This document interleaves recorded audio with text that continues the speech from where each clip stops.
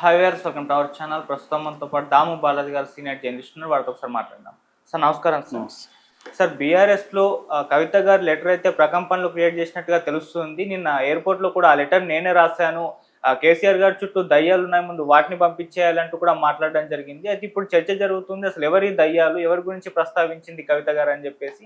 మరోవైపు కవిత గారు కూడా అసలు రాజకీయాల నుంచి తప్పుకోవాలంటూ ప్రెషర్ వస్తుందంటూ కూడా తెలుస్తుంది. సార్ అసలు ఏం జరుగుతుంది బీఆర్ఎస్లో? మరి నిన్న కవిత అమెరికా నుంచి వచ్చింది.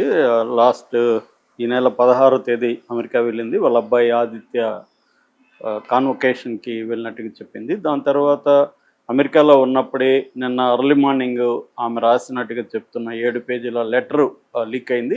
ఆ లెటర్లో ప్రధానంగా ఏముందంటే ఎల్కతుర్తి జరిగిన సభ ఏదైతే ఉందో, అంటే 25 ఏళ్ళు సిల్వర్ జూబ్లీ బీఆర్ఎస్ సభలో కేసీఆర్ మాట్లాడిన స్పీచ్ మీద ప్రధానంగా ఆమె ఫోకస్ చేసింది.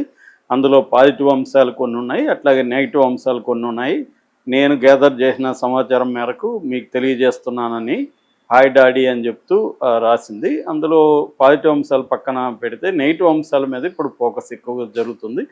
నెగిటివ్ అంశాలు ఏంటంటే, ఒకటి మేజర్ పాయింట్లు 2 చెప్పింది ఆమె నెగిటివ్ అంశాల్లో. ఒకటి, బీజేపీ మీద 2 నిమిషాల కంటే ఎక్కువ మాట్లాడలేదు. బీజేపీని టార్గెట్ చేసి ఉండాలి, ఎందుకంటే వ్యక్తిగతంగా నేను చాలా బాధపడ్డాను బీజేపీ వల్ల.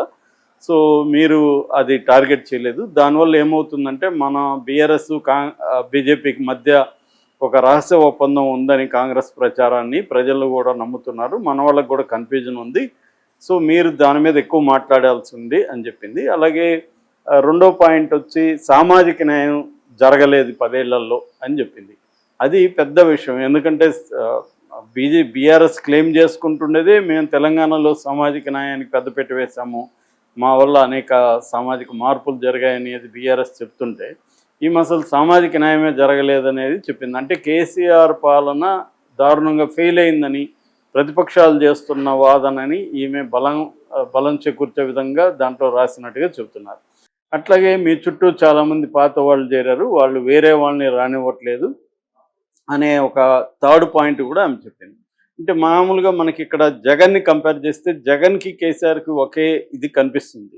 అంటే కోటరీ జగన్ చుట్టూ ఉందనేది జగన్ మీద ప్రధాన విమర్శ. అట్లాగే కేసీఆర్ చుట్టూ కూడా ఒక కోటరీ ఉంది, వాళ్ళు రానివ్వట్లేదు అనేది ప్రధానమైన విమర్శ.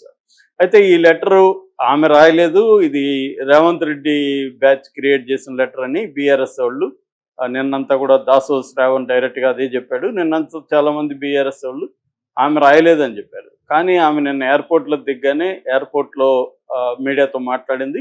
ఆ లెటర్లు నేనే రాశాను, ఒక 2 వారాలకు ముందు నేను రాసిన లెటర్స్ ఎలా లీక్ అయినాయి అనేది ఆమె అడుగుతుంది.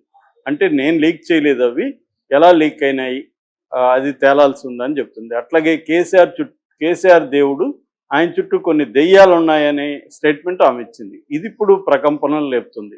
అంటే కేసీఆర్ దేవుడు, ఆమె కేసీఆర్నేమో ఒక పక్క సామాజిక న్యాయం చేయలేదు అని నెగిటివ్ పాయింట్లు అంతా చెప్పింది, మళ్ళీ కేసీఆర్ దేవుడు అంటుంది, అదొక కాంట్రడిక్షను. రెండో కాంట్రడిక్షను, దెయ్యాలు ఉన్నాయని చెప్తుంది. కేసీఆర్ చుట్టూ ఉన్న దెయ్యాలు ఎవరు? కేసీఆర్ చుట్టూ కేటీఆర్ ఉంటాడు, హరీష్ రావు ఉంటాడు, వేముల ప్రశాంత్ రెడ్డి ఉంటాడు, జోగన్పల్లి సంతోష్ ఉంటాడు, వీళ్ళు ప్రధానంగా ఉంటారు. అంటే వీళ్ళు దెయ్యాలని అంటుందా ఆమె?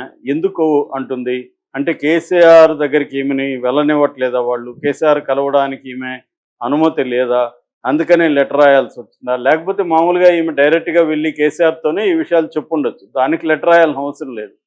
సో లేదు, ఒక డ్రాఫ్ట్ లాగా ప్రింట్అవుట్ తీసుకొని వెళ్ళి క్లియర్గా డీటెయిల్గా ఇచ్చి, నేను నా పరిశీలనలో ఈ పాజిటివ్ పాయింట్స్, ఈ మైనస్ పాయింట్స్ సభకు సంబంధించి ఉన్నాయనేది చెప్పచ్చు. ఎందుకంటే ఎప్పుడైనా ఒక పెద్ద కార్యక్రమం జరిగినప్పుడు, పొలిటికల్ కార్యక్రమం, సభ కావచ్చు, ఇంకోటి కావచ్చు, దాని మీద రివ్యూ అనేది వాళ్ళు తీసుకుంటారు. అంటే ఫీడ్బ్యాక్ తీసుకుంటారు, ఎలా ఉంది, ఏం జరిగింది, ఏం తప్పులు జరిగాయి, నెక్స్ట్ మనం ఈ తప్పుల్ని రిపీట్ చేయకుండా ఎలా ప్లాన్ చేసుకోవాలి, ఇవన్నీ ఎవరైనా కూడా తీసుకుంటారు, రివ్యూ అనేది జరుగుతుంది. సో అలాగా ఈమె రివ్యూ చేయడం తప్పులేదు, కానీ చేసిన మెథడు కొంత కన్ఫ్యూజింగ్గా ఉంది. ఇది ఆమె ఇలాగ లెటర్ ఎందుకు రాసింది? కేసీఆర్తో డైరెక్ట్గా కలిసే పరిస్థితి లేదా, ఆమెను అడ్డుకుంటున్నారా, ఎవరు అడ్డుకుంటున్నారు, ఈ ప్రశ్నలన్నీ చాలా వస్తున్నాయి. అలాగే మామూలుగా కేసీఆర్ మీద గతంలో కూడా 10 ఏళ్లుగా పరిపాలించినప్పుడు కూడా ఆయన ప్రజలకు అందుబాటులో లేడు. అసలు సెక్రటేరియట్కి రావడం మానేసి చాలా కాలమైంది. దాని తర్వాత చాలా మందికి కూడా ఆయన అపాయింట్మెంట్లు ఇవ్వడం అన్న ఇది, అసలు తనకు ఒకసారి నచ్చకపోతే వాళ్ళ మీద పగబడతాడు, వాళ్ళ మీద నిఘా పెడతాడు.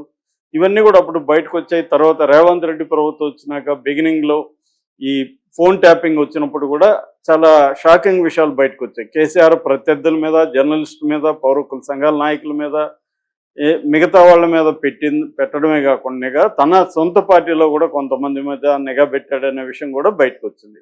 అంటే కేసీఆర్ ఏంటంటే చుట్టూ ఉన్న వాళ్ళని ఎవరిని చాలా నమ్మడు, అతను ప్రతి ఒక్కరి మీద నిఘా పెట్టి ఉంటాడు. సో దానివల్ల చాలామంది వ్యతిరేకం అయ్యారు అనేది కూడా గతంలో వచ్చింది.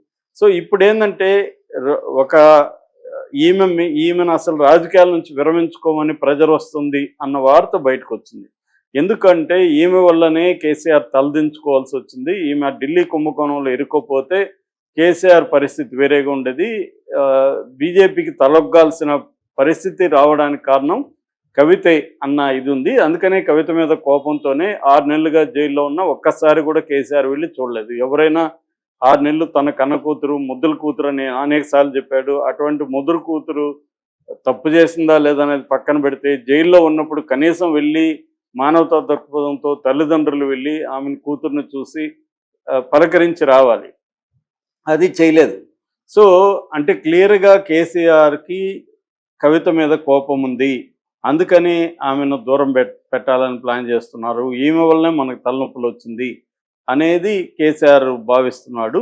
ఈమె ఏమనుకుంటుంది, మీరు చెప్తేనే కదా ఢిల్లీకి వెళ్ళాను, ఎంపీగా అక్కడ ఢిల్లీకి వెళ్ళి మన బీఆర్ఎస్ తరఫున అక్కడ నేను పనిచేశాను. సో ఇప్పుడు నన్ను అలాగే ఇరికించినప్పుడు మీరెందుకు నన్ను కాపాడట్లేదు, మీరెందుకు వదిలేశారు, మీరెందుకు 6 నెలల పాటు నన్ను జైల్లో ఉంచడానికి అనుమతించారు, మీరెందుకు డీల్ చేసుకోలేదు అనేది ఆమె కోపం అన్నట్టుగా మనకు తెలిసింది. సో దీంట్లో ఏంటంటే ఇప్పుడు ఆమె మెల్లమెల్లగా షర్మిలగా మారుతుందా, షర్మిల ఎలాగైతే జగన్కి యాంటీ అయిపోయిందో ఈమె కూడా కేటీఆర్కి యాంటీ అవుతుందా, కేటీఆర్కి ఈమె మధ్య గొడవలు ఉన్నాయా, ఆల్రెడీ కేటీఆర్కి హరీష్ రావుకి ప్రాబ్లమ్స్ ఉన్నాయి, ఎవరు వారసుడు అనేది ఒక కన్ఫ్యూజన్ ఉంది. ఇప్పుడు ఈమె రెడీ అయింది. అక్కడంటే జగన్ది అది పార్టీ కాబట్టి జగన్ ఆమెను వ్యతిరేకించినా పర్వాలేదు. ఇక్కడ కేసీఆర్ది పార్టీ అనుకుంటే ఇప్పుడు కేసీఆర్ పిల్లల మధ్య వారసత్వ గొడవ అనేది స్టార్ట్ అయినట్టుగా మనకు అర్థమవుతుంది. సో ఈ ముగ్గురు మధ్య స్టార్ట్ అయితే పరిస్థితి ఏంటి, ఇప్పుడు ఆమె ముందున్న ఇదేంటి, ఒకటి బీఆర్ఎస్లోనే ఉంటూ పోరాడడం, 2 ఆమె తన అభిప్రాయాలను ఓపెన్గా చెప్పింది కాబట్టి ఇప్పుడు కేసీఆర్ ఓపెన్గా రియాక్ట్ అవుతాడా, సైలెంట్గా ఉంటాడా, కేటీఆర్ దీని మీద మాట్లాడతాడా, ఇవన్నీ ఈ రోజు కానీ రేపు కానీ తెలిసే అవకాశాలు ఉన్నాయి. ఇక మూడోది ఏంటంటే ఈమె బయటకు వచ్చి ఇటు బీజేపీలోనో కాంగ్రెస్లోనో చేరాలి. 4వది ఏంటంటే సొంత పార్టీ, షర్మిల ఎట్లయితే పార్టీ పెట్టిందో అలాగా ఈమె కూడా పార్టీ పెట్టి రెడీ అవ్వాలి. అప్పుడు పార్టీ పెట్టి ఆ పార్టీ వేరే వాళ్ళతో ఆమె టైఅప్ అయ్యే అవకాశం ఉంది. సో ఇది ఏవి జరిగినా కూడా కేసీఆర్కి బీఆర్ఎస్కి తలనొప్పిగా మారే అవకాశం ఉంది. ఎందుకంటే ఇప్పటికి కూడా కేసీఆర్ జనంలోకి రావట్లేదు, బయటికి వచ్చి ఆయన ఉద్యమాలు చేయటమో ఇంకోటే చేయట్లేదు, సైలెంట్గా ఆయన ఫామ్ హౌస్కే పరిమితమై ఎప్పుడో ఒకసారి బయటకు వస్తున్నాడు తప్ప అసలు రావట్లేదు. అక్కడికే పిలిపించుకొని అందరిని మాట్లాడడం జరుగుతుంది. సో అంటే ఇటు రేవంత్ రెడ్డి ప్రభుత్వం మీద చాలా వ్యతిరేకత ప్రజల్లో వస్తున్నా ఆ వ్యతిరేకతను ఒక ప్రజా ఉద్యమాలుగా, ఆందోళనగా మార్చే పని బీఆర్ఎస్ చేయట్లేదన్న విమర్శ బీఆర్ఎస్ మీద ముఖ్యంగా ఆయన మీద ఉంది. ఎందుకంటే ఆయన అసెంబ్లీకి రాకపోవడం, సో ప్రతిపక్షంలో ఉన్నా కూడా ఆయన అధికారంలో ఉన్నట్టుగానే బిహేవ్ చేయడం. ప్రతిపక్ష నాయకుడు అంటే ప్రజల మధ్య ఉండాలి, ప్రజల మధ్య ఉండి పోరాడాలి.